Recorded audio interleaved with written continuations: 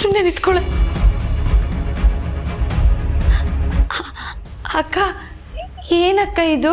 ನಿರ್ಧಾರಗಳು ಖಚಿತ ಆಗೋ ಸಮಯ ಬಂದಿದೆ. ತಪ್ಪು ಮಾಡಿದವರ ತಲೆದಂಡ ಆಗ್ಲೇಬೇಕು.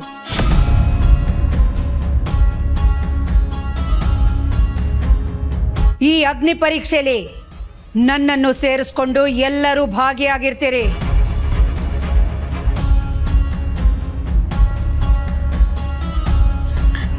ಅದೇ ಏನಂತ ಹೇಳ್ತಿದ್ದಾರೆ? ಅವರು ತಪ್ಪು ಮಾಡಿರೋರ್ಗೆ ಹೇಳ್ತಾ ಇರೋದು. ನೀನು ಯಾಕೆ ಇಷ್ಟೊಂದು ನಡ್ತಾ ಇದೆಯಾ? ಏನಿಲ್ಲ. ಈ ಗನ್ನು ಯಾವತ್ತೂ ಗುರಿ ತಪ್ಪಿಲ್ಲ. ತಪ್ಪು ಮಾಡಿದವರನ್ನ ನಾನು ಸುಮ್ಮನೆ ಬಿಡೋದೂ ಇಲ್ಲ.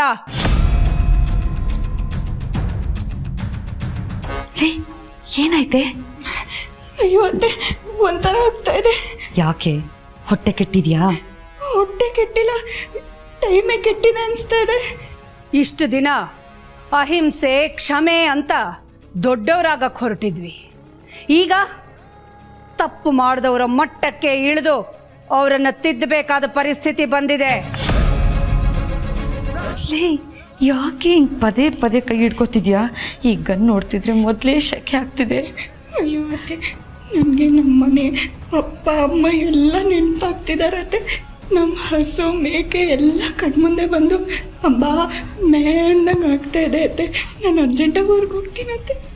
ತಡ್ಡಿ, ಇಲ್ಲಿ ಸಿಂಹ ಕಾಡಲ್ಲಿ ಗನ್ ಹಿಡ್ಕೊಂಡು ಬೇಟೆಗೆ ನಿಂತಿದೆ. ನಿನಗೆ ಕುರಿ ಕೋಳಿ ಅಂಬ ಎಲ್ಲ ನೆನಪಾಗ್ತಿದ್ಯಾ? ಸುಮ್ಮನೆ ನಿಂತ್ಕೊಂಡ್ರೆ ಸರಿ. ಇವಾಗ ಅಮ್ಮ, ನೀವಿಷ್ಟು ಕೋಪದಲ್ಲಿರೋದು ನಮ್ಮ ಯಾರಿಗೂ ಒಳ್ಳೇದಲ್ಲ. ನಿಮ್ಗೇನು ಬೇಕು, ಏನಾಗಬೇಕು ಅನ್ನೋದು ನನಗೆ ಹೇಳಿ. ಅದನ್ನು ನೆರವೇರಿಸೋ ಜವಾಬ್ದಾರಿ ನಂದಮ್ಮ. Yes ma'am, please calm down. Situation ತುಂಬ ಹದಗೆಟ್ಟೋಗಿದೆ. ಈ ಟೈಮಲ್ಲಿ ಕೋಪಕ್ಕೆ ಬಲಿಯಾಗೋದು ಒಳ್ಳೇದಲ್ಲ. ಹೌದು ಅಖಿಲ, ಅವರಿಬ್ರು ಹೇಳ್ತಿರೋದು ಸರಿಯಾಗಿದೆ. ಸ್ವಲ್ಪ ಕೋಪ ಕಂಟ್ರೋಲ್ ಮಾಡ್ಕೋ. ನನ್ನ ಕೋಪನ ನಾನು ನನ್ನ ಮುಷ್ಟಿಗೆ ತಗೋಬಾರ್ದು ಅಂತಂದ್ರೆ ಹರೀಶ್ ನನ್ನ ಮುಂದೆ ಬಂದು ನಿಲ್ಬೇಕು.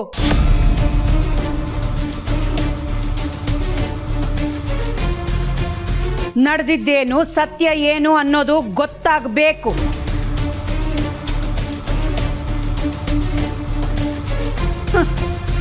ಈ ನಾಟಕಕ್ಕೆ ಪರದೆ ಬೀಳಬೇಕು.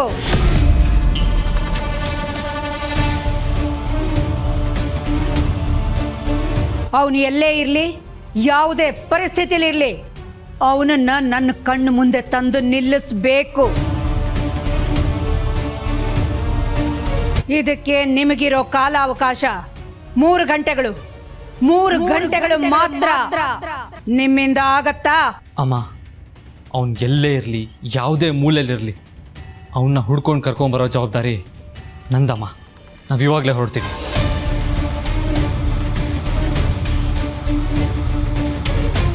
ಹೌದು ಮಾಮ್, ಅದಾದ್ಮೇಲೆ ಅವನಿಗೆ ಗನ್ ಪಾಯಿಂಟ್ ಮಾಡಿ ಏನು ಪ್ರಶ್ನೆ ಬೇಕಾದ್ರೆ ಕೇಳಿ. ಅಲ್ಲಿವರೆಗೂ ಕಾಮಾಗಿರಿ ಪ್ಲೀಸ್ ಮಾಮ್.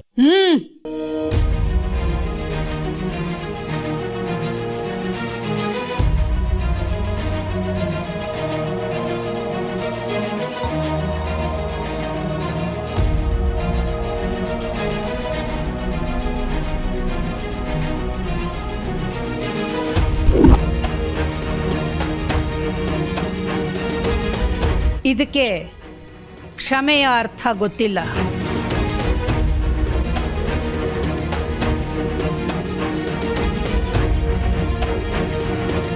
ತಪ್ಪು ಮಾಡಿದವರನ್ನ ಶಿಕ್ಷಿಸೋದಕ್ಕೆ ತಯಾರಾಗಿದೆ. ಇದರಲ್ಲಿರೋ ಒಂದು ಗುಂಡು ತಪ್ಪು ಮಾಡಿದವ್ರಿಗೋಸ್ಕರ ಕಾಯ್ತಾ ಇದೆ.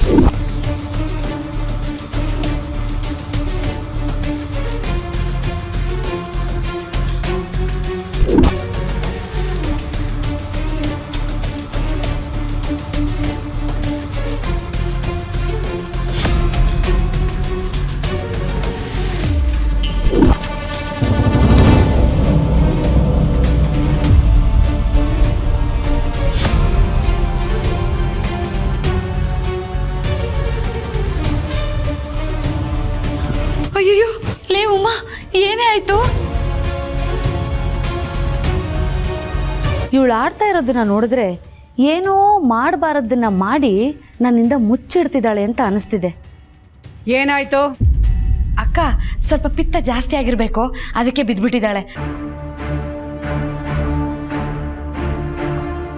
ಸ್ವಲ್ಪ ನಿದ್ದೆ ಮಾಡಿದರೆ ಸರಿ ಹೋಗುತ್ತಕ್ಕ. ಲೇ ಉಮಾ, ಹೇಳೆ ನಿದ್ದೆ ಮಾಡಿಸ್ತೀನಿ.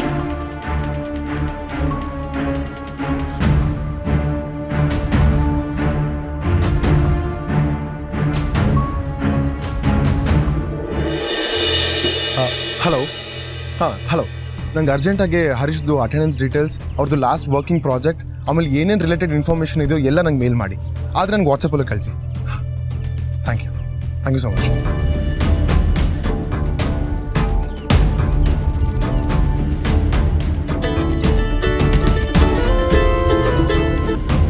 ಹಲೋ, ಹೇಳಿ ಸರ್. ಹಲೋ ವಿವೇಕ್, ನಿಮ್ಮಿಂದ ಒಂದು ಹೆಲ್ಪ್ ಆಗಬೇಕಿತ್ತು. ಏನು ಸರ್? ನಮ್ಮ ಆಫೀಸಲ್ಲಿ ಹರೀಶ್ ಅಂತ ಕೆಲಸ ಮಾಡ್ತಾರೆ. ಅವ್ರ ನಂಬರ್ನ ನಾನು ನಿಮಗೆ ಫಾರ್ವರ್ಡ್ ಮಾಡಿರ್ತೀನಿ. ಅವ್ರ ಕಾಲ್ ಡೀಟೇಲ್ಸ್, ಅವರು ಲಾಸ್ಟ್ ಸೆಲ್ ಫೋನ್ ಯೂಸ್ ಮಾಡಿರೋ ಲೊಕೇಶನ್ ಎರಡೂ ನನಗೆ ಬೇಕಿತ್ತಲ್ಲ. ಅರ್ಜೆಂಟಾ ಸರ್? ಹೌದು, ಇಮಿಡಿಯೇಟಾಗಿ ಬೇಕು. ನಾನು ಇವಾಗಲೇ ಅವ್ರ ನಂಬರ್ನ ನೀವು ಫಾರ್ವರ್ಡ್ ಮಾಡ್ತೀನಿ. Okay sir.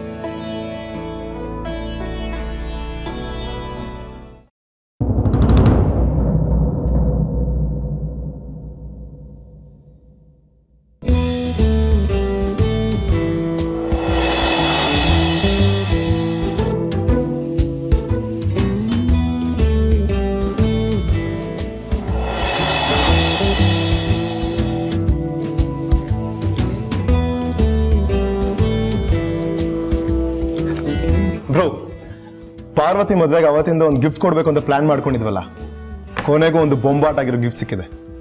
ಏನು ಗಿಫ್ಟ್ ಪ್ರೀತು? Renault Triber.